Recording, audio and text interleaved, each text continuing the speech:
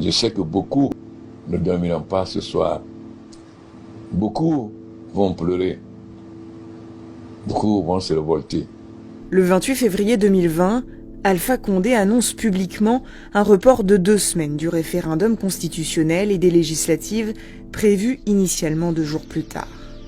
Depuis plusieurs mois, une partie de la Guinée proteste contre ce qu'elle considère comme une manœuvre du président pour rester au pouvoir. Alpha Condé, 82 ans, n'a toujours pas officialisé sa candidature, mais en tentant de faire adopter coûte que coûte une nouvelle constitution, le président guinéen semble bien vouloir s'ouvrir les portes d'un 3e mandat.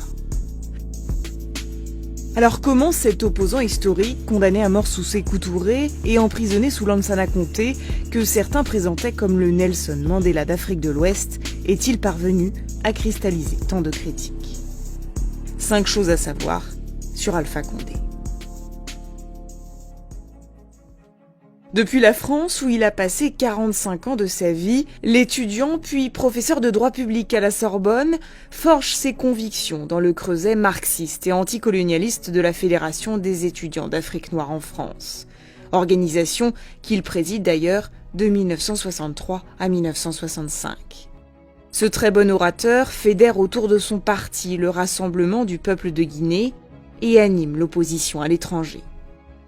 Après l'avoir longtemps admiré, il rompt avec le père de l'indépendance, Sékou Touré, lui reprochant son autoritarisme. Celui-ci le condamne à mort par contumace en 1970. Il ne reviendra dans son pays que des années après la mort du dictateur, en 1991, fort d'alliances scellées lors de son exil. Il s'oppose ensuite à Lansana Conté, un militaire arrivé au pouvoir en 1984 à la faveur d'un coup d'État, comme il s'opposera plus tard au fantasque Moussa Dadis Camara. Il est arrêté et maintenu en détention pendant 20 mois sans procès. Une cour spéciale le condamne à 5 ans de prison pour atteinte à l'autorité de l'État et à l'intégrité du territoire national. Il est finalement libéré en 2001 par une grâce présidentielle. Il est alors un symbole pour la Guinée, mais aussi pour tous les opposants de la région. Le 21 décembre 2010, après presque un demi-siècle passé dans l'opposition, il devient président. Son aura d'opposant inflexible ne lui fait pas pour autant remporter l'élection haut la main. Son score au premier tour est une claque, 18,25% des suffrages.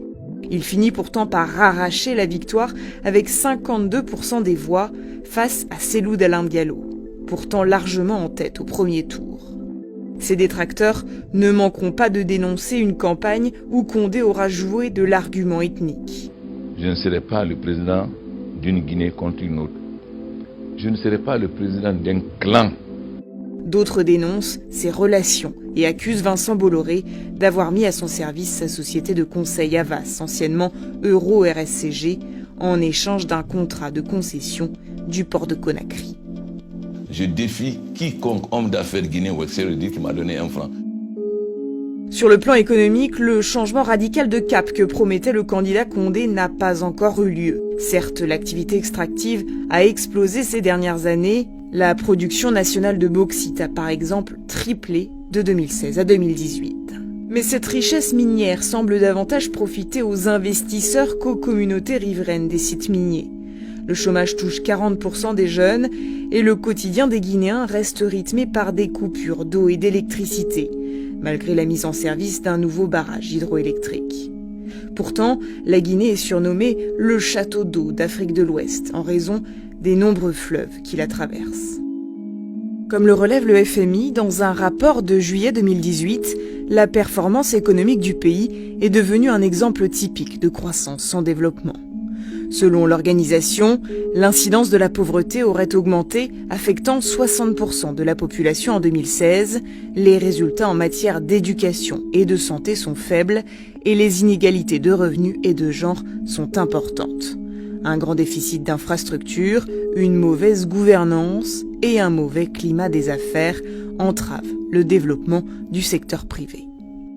Tous les indicateurs sociaux sont au rouge, taux de pauvreté, d'alphabétisation, d'emploi, de scolarisation et de mortalité infantile. La Guinée fait moins bien que la moyenne des pays de la sous-région, selon les données collectées par les Nations Unies. Les projections du FMI annoncent une croissance du PIB de 5,9% en 2020. Elle s'établissait autour de 10% en 2016 et 2017. À la décharge d'Alpha Condé, la Guinée a dû faire face à l'épidémie d'Ebola de décembre 2013 à mars 2016. Sur le plan des droits humains, la situation inquiète Amnesty International.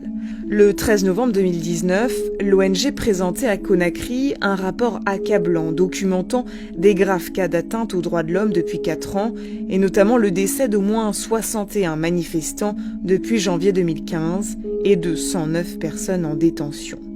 Mais aussi les interdictions de rassemblements pacifiques et la répression des voix dissidentes. Face à ces accusations, le ministre de l'Unité nationale et de la citoyenneté, Taran Diallo, a demandé aux auteurs de ce rapport d'apporter les preuves de ce qu'ils avancent.